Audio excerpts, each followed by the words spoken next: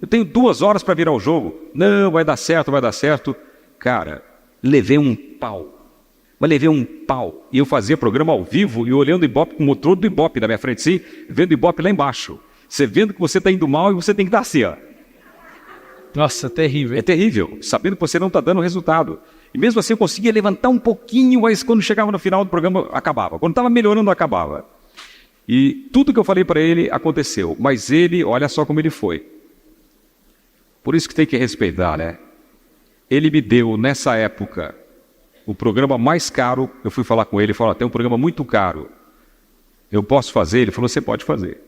Ele bancou o programa caro. Ele pegou e arrancou a melhor equipe da concorrência de direção e produção e colocou para trabalhar comigo. Então, ele sabia que eu ia ser prejudicado. Eu não precisava ensinar isso para ele. Aliás, tem uma história muito boa que eu vou ensinar um negócio para ele e vou contar aqui. Muito legal. Ele sabia que ia dar errado, ele sabia que ia ser bom financeiramente, mas para mim ia me derrubar. Mas ele não me abandonou. Ele ficou tentando de toda maneira me ajudar e fazer virar o jogo. Não tem que respeitar um cara desse? Não tem que ser leal a um cara desse? Então, assim, a admiração que eu tenho por ele é muito grande, porque levei muita bronca, levei muita puxada de orelha, fiquei fora do ar, mas a minha história com ele é uma coisa incrível. E o Silvio Santos pode contratar quem ele quiser, mas ninguém vai ter a história que eu tenho com ele. Ninguém. Bom. Ninguém. Pra quem não sabe, o Celso também tem rádio. Ele tem são 2? Três emissoras de rádio. 3? 3. Você, como apresentador, como é que você despertou essa coisa de comprar a sua? Porque sua paixão começou no rádio. Eu tinha largado mão desse negócio de rádio já. Isso aí aconteceu o seguinte, eu viajei com a minha esposa, eu fui esquiar durante 30 dias, só eu e minha esposa. Meus filhos já estavam um pouquinho crescidos, a família deu apoio, ficou em casa e tal. E quando eu voltei, meu filho tinha 5 anos. 5 anos. E eu voltei ele imitando o Pica-Pau.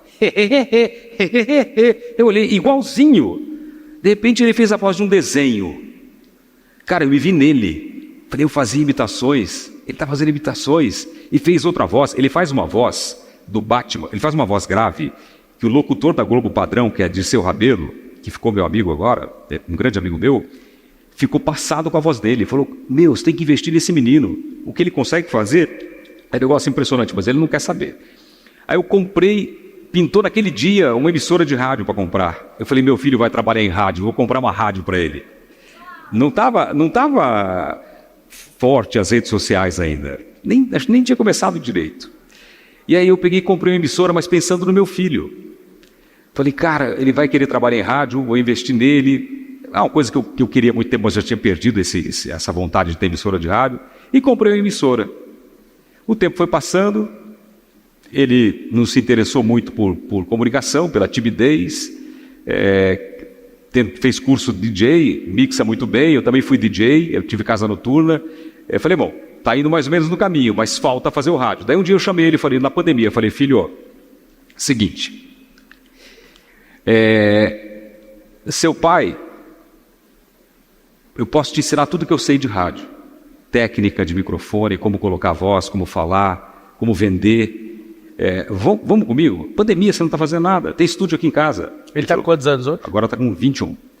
Ele falou, pai, não quero. Eu falei, tá bom, respeitei. Passou um tempo, 4 meses, falei, filho, vamos lá, vamos fazer rádio com o pai aqui, a gente faz rádio ao vivo aqui, faz de casa para as rádios e tal. Ele falou, coloquei ele lá na frente do microfone, saí, falei, fica sozinho aí, fala o que você quiser. Deixei o computador gravando, olha o que a timidez faz, né?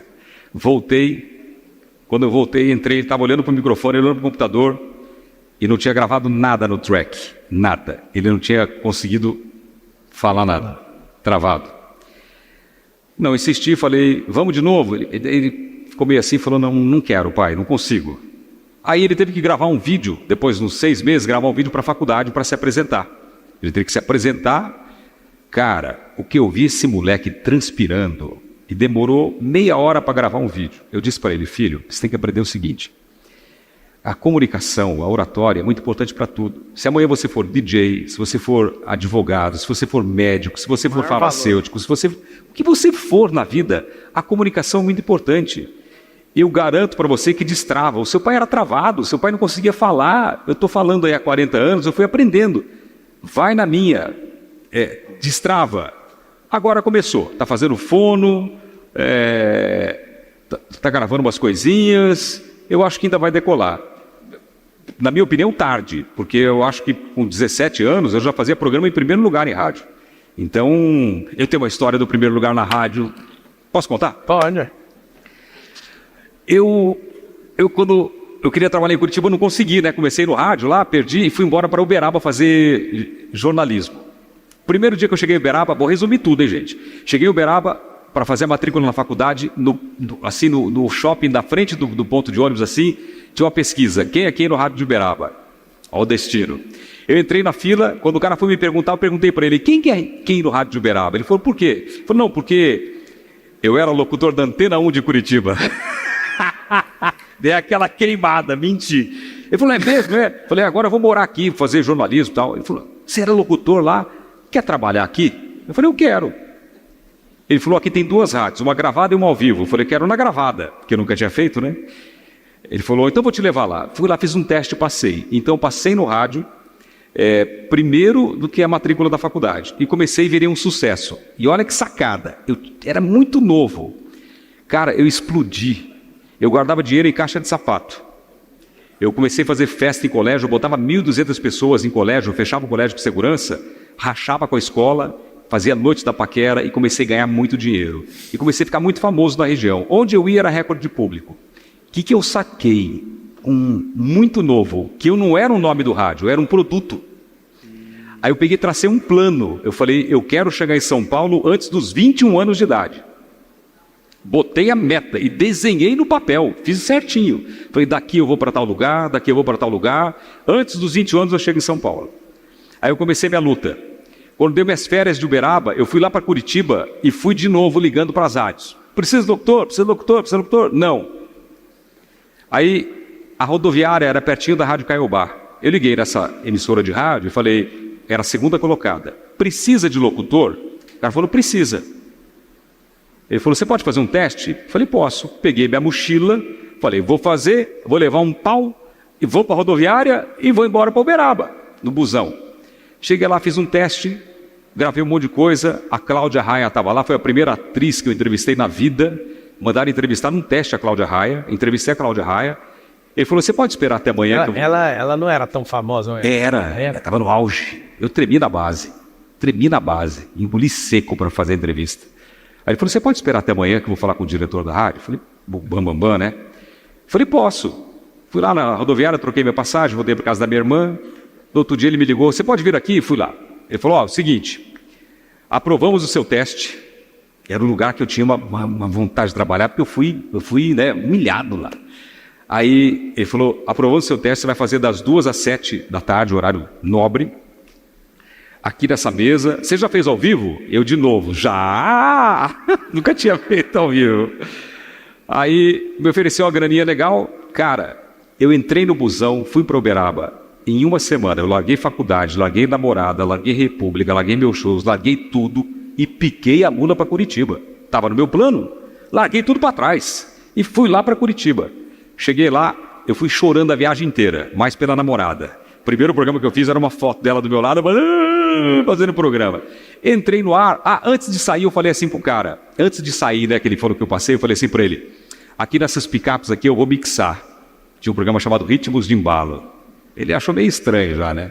Falou, cara metido. Ele falou, pois é, a rádio está em segundo lugar há 7 anos. Eu falei, se eu vier para cá, a rádio vai para primeiro lugar. Você falou? Falei. O cara falou, que cara metido. Depois ele falou para mim que torceu para eu não voltar.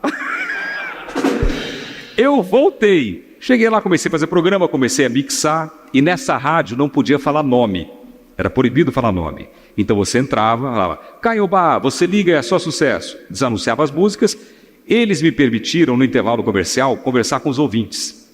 Então eu começava a conversar com a dona, ô Maria, tudo bem? Dava risada, brincava, tal, ela pediu uma música, já vou tocar música, tal. E eu comecei a mixar naquelas picapes, falar com os ouvintes. Primeiro mês, a rádio empatou com a primeira colocada. O meu